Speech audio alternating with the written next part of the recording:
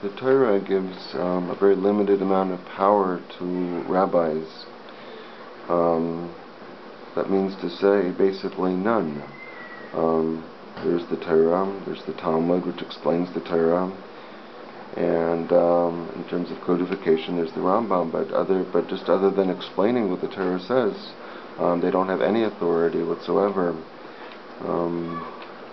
They certainly don't have authority to interpret the halacha to their benefit, or to judicial activism, to paskin in ways that benefits their idea of what Yiddishkeit is supposed to be about, or to say that they should get money for their yeshivas when the Torah doesn't say that.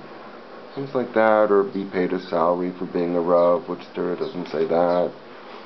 All of these things are against the Torah, and Torah doesn't give authority to rabbis to, as they say, paskin halacha against the Torah.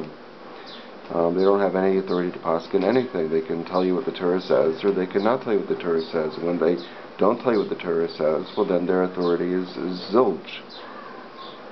The Rambam, Rabbi Moshe ben Maimon, intended his book to be a nightmare to rabbis. I'm explaining specifically so everyone can know exactly what the law of the Torah is, and without having to go to any rabbi.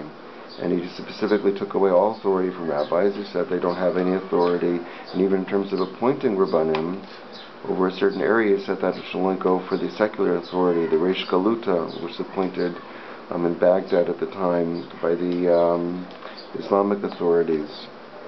But there was no authority to rabbis at all, and he was pretty consistent with that. Even the beginning of his career in the Pirsha Mishnayot, he said that the rabbis in Persia, they were telling people they should be giving money for their yeshivas. He said that this is false, and that was the first reasons why the controversy was stirred up against the Rambam. That was just at the time when the rabbis had taken off the secular authorities from them and were claiming sole power over Klal Yisrael. The Rambam, out of middle of nowhere, somebody from some immigrant from Spain had written this Pirsha Mishnayos, which was attacking them. So that was the original reason for the controversy against the Rambam. But it's pretty clear from the Rambam that he meant his Mishnah Torah and the Pirsha Mishnayos to be a nightmare to rabbis.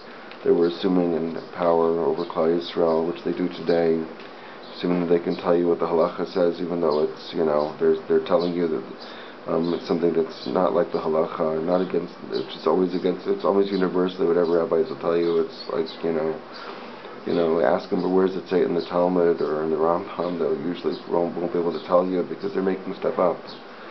Okay, well, thank you for listening.